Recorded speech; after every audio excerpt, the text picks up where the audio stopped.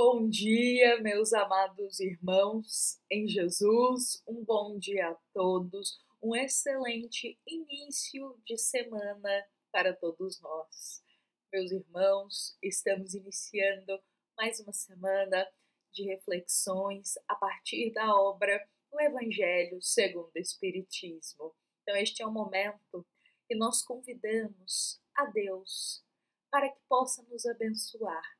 Convidamos de todo o coração ao nosso Pai, para que possa nos guiar em mais uma semana que se inicia. E também pedimos humildemente a Jesus, para que o Cristo possa derramar em nosso coração o bálsamo da esperança, o bálsamo da consolação, o bálsamo que conforta a nossa alma. E também pedimos aos bons espíritos, aos espíritos amigos que zelam e protegem a nós, que eles possam nos guiar em mais uma semana, instruindo os nossos pensamentos e nos inspirando caminhos a tomar, caminhos que são mais proveitosos para a nossa jornada. Então é com muito carinho, é com muito amor, é nesse clima de serenidade que nós iniciamos aqui o nosso Evangelho desta segunda-feira, o qual hoje nós vamos convidar a todos para refletirmos a passagem do capítulo 21 do Evangelho segundo o Espiritismo, item 11. E hoje, meus irmãos, nós iremos conversar sobre os desafios da mediunidade. Tanto os desafios no momento do desenvolvimento mediúnico, como também desafios para aqueles irmãos que já trabalham exercendo a mediunidade com Jesus já há um tempo. Porque seja aquelas almas que estão desenvolvendo ou aquelas que já trabalham há um tempo no exercício mediúnico com Jesus, ambos vão enfrentar desafios nessa jornada. Então, hoje a gente vai buscar esclarecer um pouco mais aqui sobre esses desafios, lembrando que existem diversos desafios, porque muitas vezes a jornada de cada médium e até mesmo do desenvolvimento mediúnico é de uma forma. Pode haver semelhanças, mas cada médium, cada alma, ele poderá se desenvolver, florescer a sua mediunidade de uma maneira. Haverá aqueles que vai ser de uma forma mais devagar, dia após dia, um passinho por vez. Aqueles que os mentores espirituais irão observar muito bem para ver a responsabilidade para com o serviço, e isso pode levar até anos. E também haverá aqueles irmãos com uma mediunidade muito ostensiva, uma mediunidade que já chegou ali no ponto dela, na data, na etapa de vida daquele irmão que ela vai precisar florescer. Então ela vai ficar muito ostensiva, ela vai ficar muito aberta, digamos assim. Então, para cada médium, a mediunidade ela pode se desenvolver de uma forma, essa faculdade divina que foi nos concedida, mas em ambos, independente da forma como ela vai ser desenvolvida, em ambos os casos, nós sempre iremos nos deparar com alguns desafios. E um dos primeiros que eu gostaria de trazer aqui para nós é o desafio da reforma íntima. Todos os médiuns, sejam eles que estão ali no início do desenvolvimento ou aqueles que já estão exercendo a mediunidade já há um tempo com Jesus, todos enfrentarão o desafio da reforma íntima. Porque isso, meus irmãos, é um dever nosso, independente do desenvolvimento mediúnico. A reforma íntima é um dever e um compromisso nosso como filhos do nosso amado Pai. O desafio de sempre nos melhorar, dia após dia, moralmente. De olharmos para o nosso interior e modificarmos aquelas sequelas que ainda existem na nossa alma. Muito ciúme, muita inveja, muito ainda desejo de vingança, aquele rancor rancor ainda guardado no coração que vai corroendo a gente por dentro. Então, tudo isso a gente tem que buscar e reformulando. E é dia após dia, um passinho por vez. Então, essa reforma íntima, que a gente sempre comenta aqui nos nossos evangelhos, é um dever nosso já como filhos, da gente sair um pouquinho melhor dessa reencarnação do que quando a gente adentrou. Mas vejamos, meus irmãos, que a reforma íntima, ela se torna ainda mais necessária, tem que ter muito mais responsabilidade com ela, sobretudo no exercício mediúnico. Por isso que a gente diz que é um dos grandes desafios para os médiuns. Porque todo trabalhador mediúnico que desenvolve a sua mediunidade com Jesus, ele tem que buscar diariamente se reformular para o bem sempre, sempre.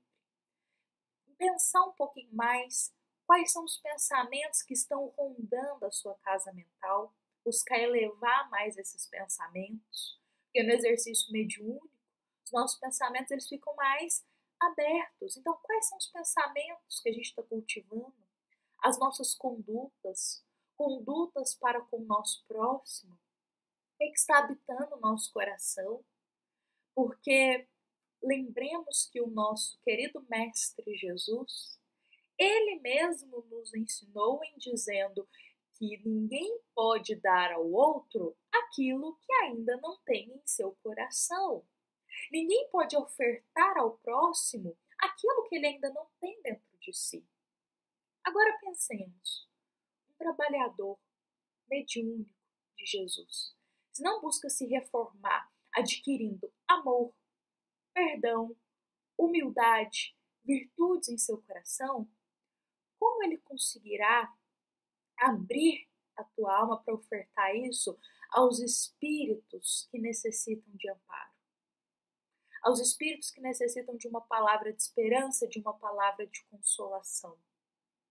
Qual vai ser o aporte teórico, vou dizer assim, que esse médium vai ter dentro da sua alma para ofertar para seus guias, para seus mentores espirituais no trabalho mediúnico? Por isso a importância do estudo da doutrina espírita quando está se desenvolvendo a mediunidade, quando está exercendo a mediunidade. Por isso a importância de buscar o esclarecimento da reforma íntima. Então a gente sempre diz que é um desafio a reforma íntima porque não é fácil. Não é fácil olharmos para o jardim da nossa alma e olharmos ali as ervas daninhas que a gente tem que arrancar do nosso coração. Não é fácil. Porque já tem reencarnações e reencarnações que a gente vem vivendo dessa forma. Muito ciúme, muita inveja, dificuldade de perdoar, muita impaciência. Então, quando chega o momento que a gente precisa realmente modificar isso, não é fácil. Por isso que é um desafio. E o médium, quando ele está ali no serviço para Jesus, essa reforma íntima, ela se torna um compromisso muito grande. Porque ali ele está sendo um instrumento para um trabalho divino, um instrumento para um trabalho de Jesus. E como é nos ditos, nós somos instrumentos que não está muito afiado. A gente ainda é um instrumento desafinado. Então, conforme a gente vai se reformando intimamente, a gente vai ficando um pouquinho melhor para os bons espíritos usufruírem dos nossos mecanismos da mediunidade para que a gente possa servir a Jesus. Por isso que a reforma íntima é um grande desafio.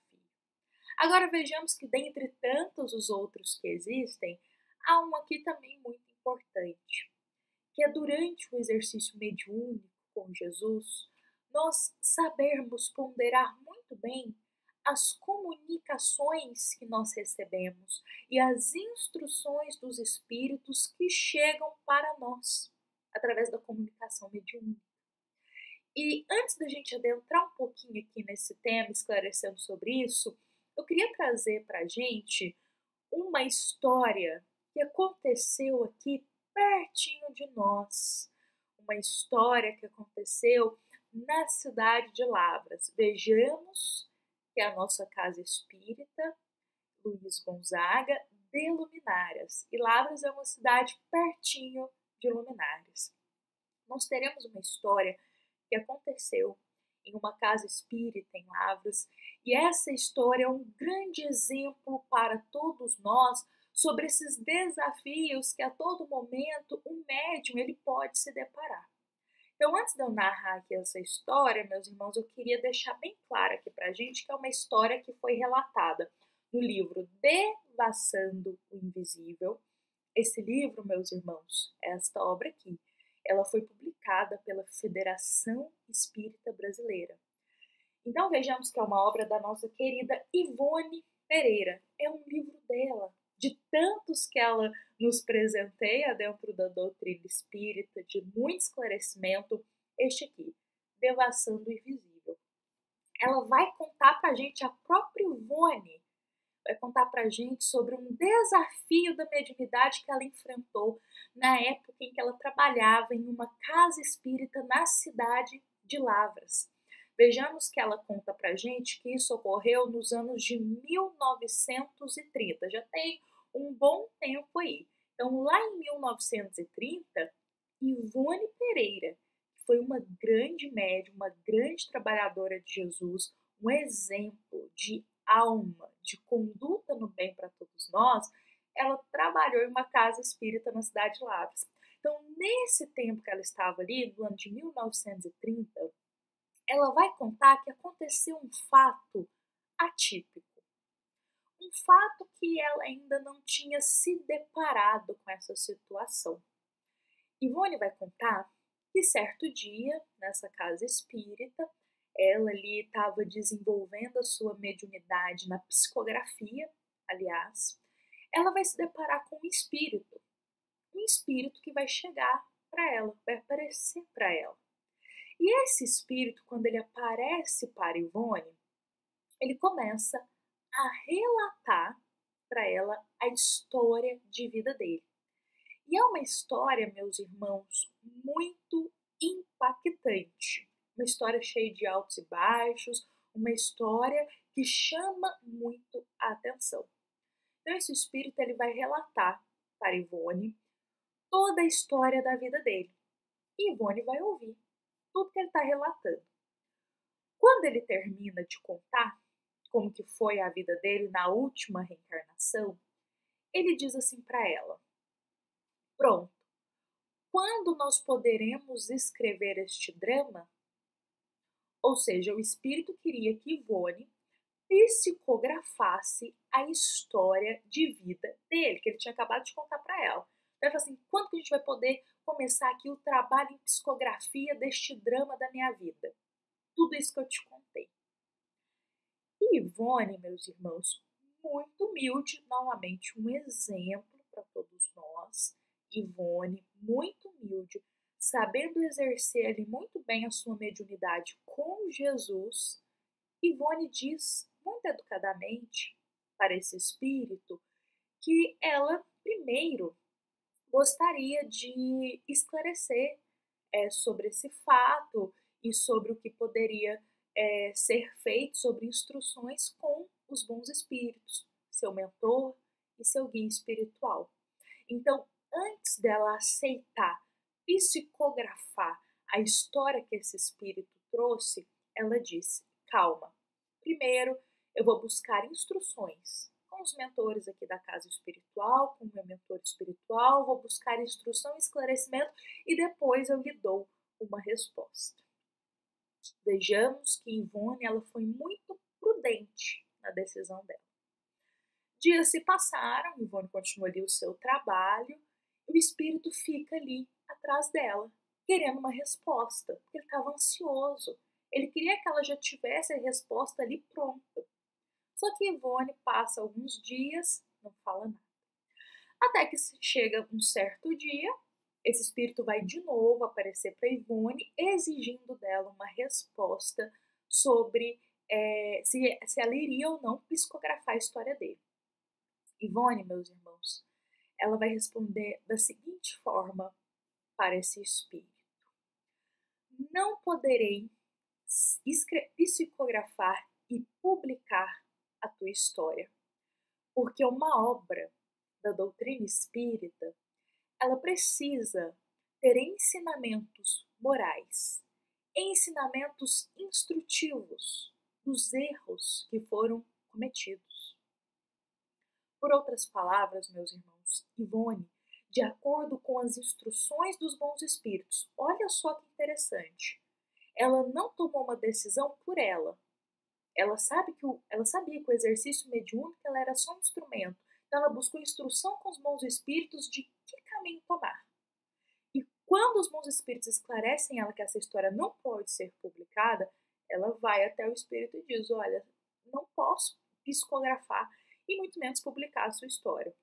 Porque uma obra da doutrina espírita, ela tem que conter ali um ensinamento moral, ela tem que conter ali um exemplo instrutivo dos erros que foram cometidos e a mudança após esses erros. E o que acontece? A história desse espírito, meus irmãos, era uma história muito impactante, mas que não tinha reforma moral nenhuma.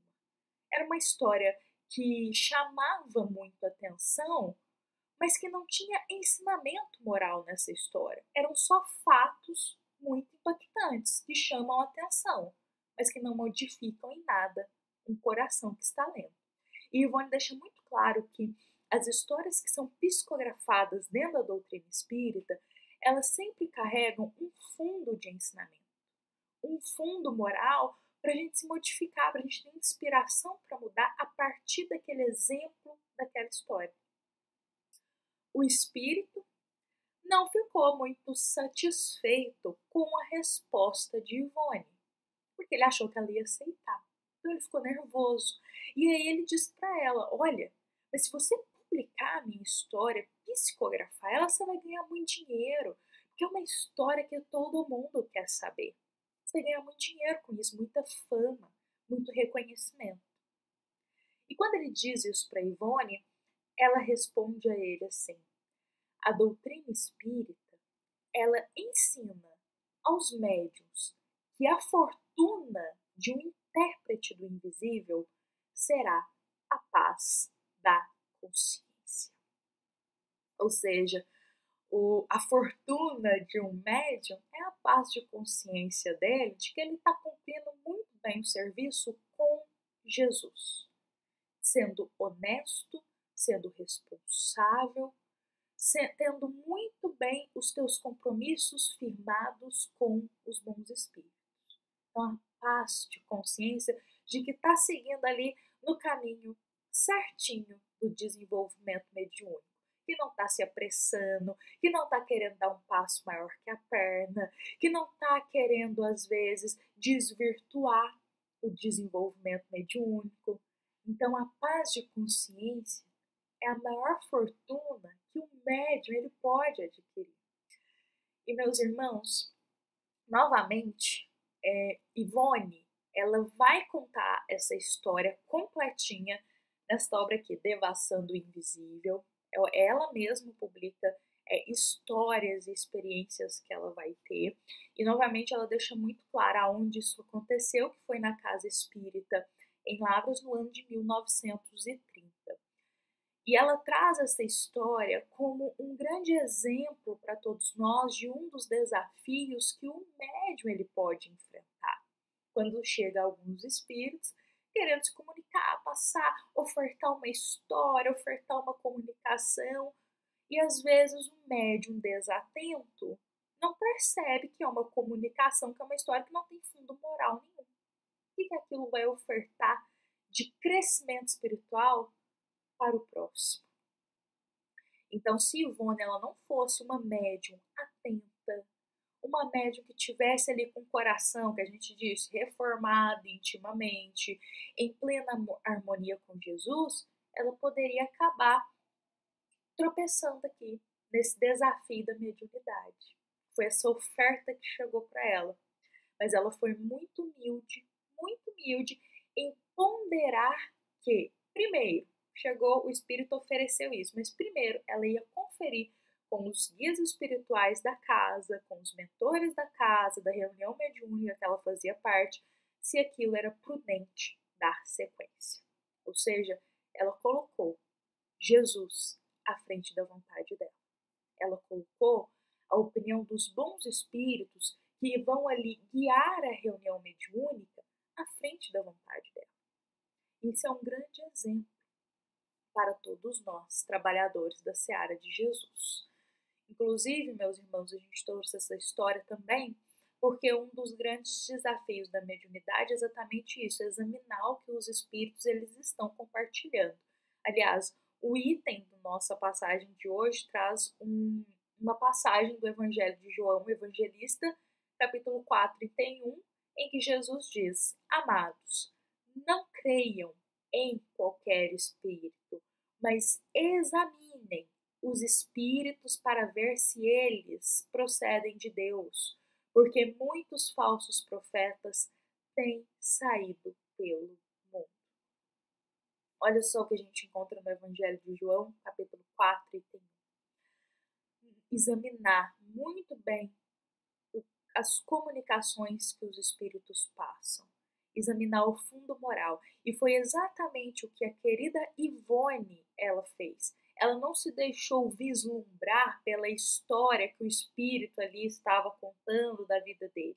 Ela não se deixou vislumbrar pela oferta que ele fez do dinheiro que ela ganharia com os livros publicados. Mas ela analisou muito bem se aquilo era prudente, se aquilo estava em ressonância com a doutrina espírita, afinal era uma obra que seria publicada pela doutrina espírita. Tinha ressonância a mensagem com o espiritismo?